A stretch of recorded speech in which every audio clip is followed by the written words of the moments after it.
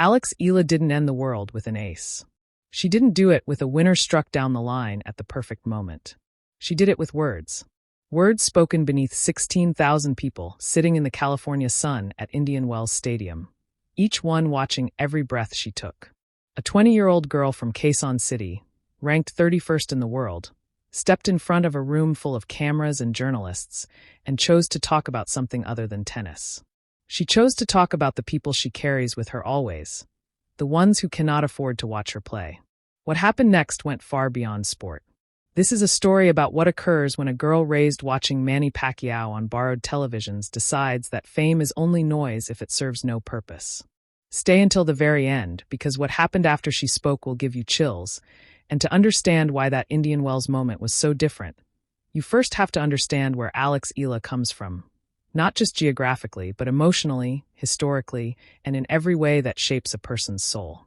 Alexandra Eala was born on May 23, 2005, in the Philippines. Quezon City is a place of more than 3 million people, where the gap between the wealthy and the poor is visible from every corner of every road. Her mother, Riza, served as a senior financial officer at Globe Telecom. Alex did come from relative privilege. But the Philippines has a way of making sure its children never forget the streets outside their windows. Poverty there is not something you observe from a distance. It breathes beside you. And from a young age, Alex was different. She wasn't merely talented. She was conscious, aware of what she represented, aware that every time she walked onto a court, millions of people in a country that had been starving for a new champion were watching through their phones, from their offices, from cracked television screens in barangays where power comes and goes like a rumor. Veteran Filipino sports journalist TJ Manatok described the Philippines as a nation that had been desperate to see the next Manny Pacquiao. When Pacquiao was at his peak, life stopped when he fought. Nothing moved on the streets and everyone watched. Alex Eala stepped quietly, at first, into that enormous space.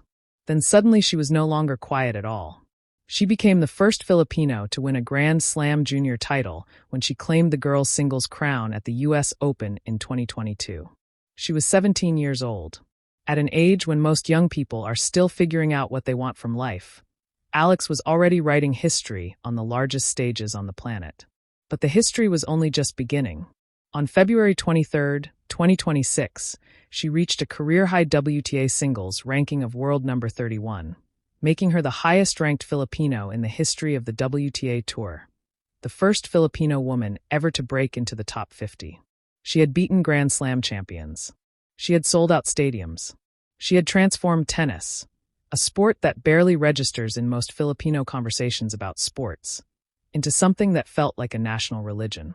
And yet, through all of it, she carried something that never quite found a comfortable place. Something that kept looking back. Something that remembered. You can see it in her interviews, in the quiet pauses, in the gratitude that always seems too sincere to be rehearsed. When Alex Eala talks about the Philippines, she doesn't phrase it the way a brand ambassador reads a tagline. She says it the way someone says the word home when too much time has passed since they were last there. That is the foundation, the emotional foundation, for everything that happened at Indian Wells. Indian Wells, often called the fifth Grand Slam, is one of the most prestigious tournaments on the WTA calendar. Held each year in the California desert, it is traditionally the most celebrated event outside the four majors. And this was Alex Eala's first time there. Let that settle. With all the history she had already created, with all the matches she had won and the records she had broken, Indian Wells had simply been waiting for her to arrive. When she finally did, the moment proved to be something else entirely. Even before the tournament began, the excitement was impossible to ignore. Tennis Channel Live commentator Chris Eubanks made a direct appeal to tournament organizers on air. He said the attention she had been receiving over the previous few months had the power to make players do extraordinary things, and he urged the event to place her on a large enough court so that everyone could remain safely on the grounds, because there were going to be a great many fans arriving to support her. He was not exaggerating. Indian Wells had already seen what happened at the Australian Open, where hundreds of her supporters were left circling the arena unable to find seats after she was placed on a court with a capacity of barely 1,500. The tournament had been consistently underestimating the scale of the movement she had created. When the event shared a day-in-the-life video featuring Eala, it became the most watched YouTube video the tournament had produced all year. Indian Wells posted a graphic featuring 9 women on Instagram to showcase the 2026 class. 7 of the top 10 players in the world, 1 renowned American, and Eala. She wasn't positioned at the top by ranking. But the weight of her name was something the rankings simply could not communicate. There are more than 10 million Filipinos living outside the Philippines. Around 1.7 million of them live in California alone. California is where Indian Wells is held. The numbers speak for themselves. That is not a fan base. That is a force of nature. Her first match lasted 2 hours and 43 minutes. An exhausting, emotional 3-set victory over Diana Schneider, ranked 52nd in the world. The desert air was cool that night, and the crowd stayed for every last second of it. Every single one of them. After the match, Eala told reporters that seeing people put in the work to stay cold, stay up late, and cheer for her had added deeply to how she felt out there. She was talking about her fans, but it sounded like something larger, like she was carrying something she had been waiting for the right moment to put down. The following day, during a press availability session after her draw was confirmed, a blockbuster second-round match against Coco Gauff that the tennis world had been quietly hoping for ever since the draw was announced, Alex Eala walked into the room and changed everything. Nobody had a script for what came next. It began like every other press conference. Questions about her readiness for Gauff, questions about the crowd, about the Indian Wells energy. Standard material. Alex answered with her usual warmth, calm, reflective, smiling. Then one reporter asked a question that nobody expected to land the way it did. It was simple, almost throwaway in its phrasing. Something along the lines of, "Alex, your fan base has grown significantly. What do you think you owe them, if anything?" A pause followed. The kind of silence that fills a room rather than empties it. And then Alex Eala looked directly into the camera and spoke with a quiet, unequivocal clarity that made it immediately obvious she had been thinking about this for a very long time. She said that the love she had received from Filipino communities across the world was something no ranking, no trophy, and no sponsorship deal could ever repay. Skipping meals to afford tickets to her matches. Overseas workers crowding together in small apartments to watch her compete at 3 in the morning during tournaments in Europe. She said she wanted to give something back. Not as a headline, not as a publicity move, but because it was genuinely keeping her up at night, knowing that the people cheering the loudest were sometimes the ones struggling the hardest.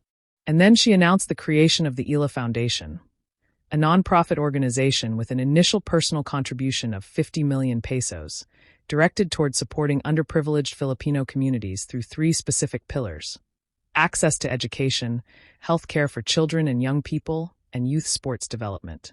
She said she had been working on this quietly for several months, that she had spoken with her family, that she had wanted to make sure it was real before she ever said it out loud.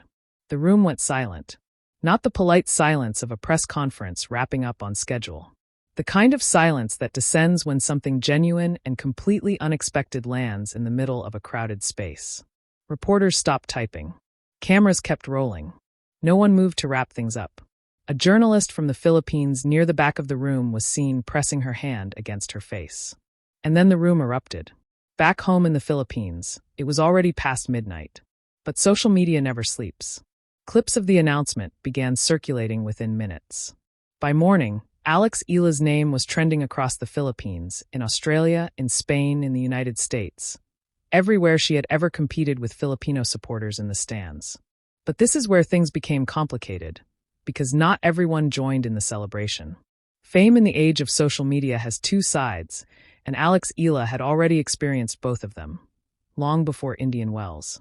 For more than a year, Eala had been a recurring target of online misinformation. Fabricated campaigns had been circulating on social media misrepresenting charitable acts attributed to her. False claims that she had donated 10 million pesos to a children's charity. Fake posters asserting she had donated nearly 4 million pesos to elderly homeless people in Quezon City. A Facebook post claiming she gave 500 million in disaster relief to survivors in northern Cebu that gathered over 347,000 views, more than 3,000 comments and countless likes before it was debunked. The most egregious of these posts claimed she had donated her entire prize money and sponsorship earnings, misrepresented as 159 million pesos, to a shelter for the destitute in Metro Manila. That single post earned over 200,000 reactions. All of it fabricated. All of it constructed using her name, her image, her likeness to generate engagement, clicks, and in some cases traffic to fraudulent websites. So when the real announcement came, when Alex Eala actually formally, publicly committed to establishing a foundation with real resources and a real framework, something deeply unfair happened. Some people didn't believe it. The misinformation had cried wolf so many times in her name that when the truth arrived, it had to fight through an accumulated wall of cynicism just to be heard. Within hours, critics emerged online. Some called it a timed publicity stunt timed to her Indian Wells run. Others questioned the 50 million figure. Where was it coming from? Was it real money or pledged funds? Was the foundation legally registered? Was there transparency? And then the political voices arrived, because in a country where athletes carry enormous cultural weight, some politicians began positioning themselves around the announcement. A few offered praise. Others began asking publicly whether the government should be doing more, so that a 20-year-old tennis player wouldn't have to. One commenter, referencing the history of fraudulent donation claims made in her name, wrote that politicians with trillions of pesos, money stolen from the public, had never donated anything, and now that someone real had stepped forward, the conversation had somehow turned into political theater. The noise was loud, and somewhere in the middle of it all, in Indian Wells, California, a 20-year-old was preparing to play coco golf on a stadium court in front of thousands of people. How she responded to what came next says everything about who she truly is. Because the Eala Foundation announcement was not impulsive. It was not a press conference stunt. Everyone in Alex's inner circle, her family, her management team, those who had watched her develop from a junior champion into a global figure, confirmed that conversations about giving back had been happening for years. Before she broke the top 100, before Indian Wells, her mother had spent years working for Globe Telecom, a company with deep ties to Philippine development programs. The concept of giving back was not new to the family. What had changed was that Alex now had the platform, and she had the courage to use it. The three pillars of the foundation, education, youth sports, pediatric healthcare, were not chosen at random. They came directly from what Alex had personally witnessed.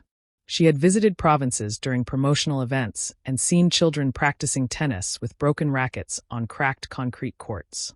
She had heard stories from Filipino overseas workers about sending their children to underfunded schools where 3 students shared one textbook. She had spoken, in her quieter off-court moments, about wanting tennis to stop being a sport that only wealthy people in the Philippines could access.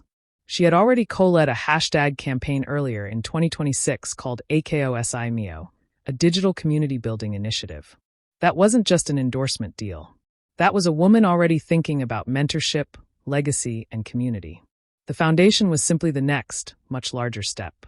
The 50 million peso figure represented a combination of her own personal commitment, matching pledges from corporate partners who had been in private discussions with her team for months, and a fundraising goal set across a 5-year horizon.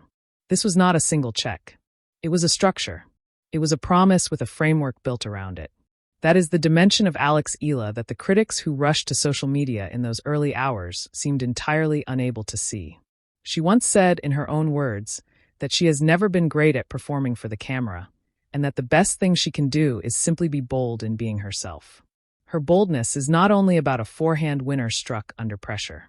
It is about standing in front of the world and saying clearly, I see what matters, and I am going to do something about it. The foundation, in that light, was not surprising at all. It was inevitable. Alex Eala did not come to Indian Wells simply to play tennis. She came to make a declaration that will outlast any trophy, any scoreline, any ranking. She came to say, in the clearest possible terms, that she is more.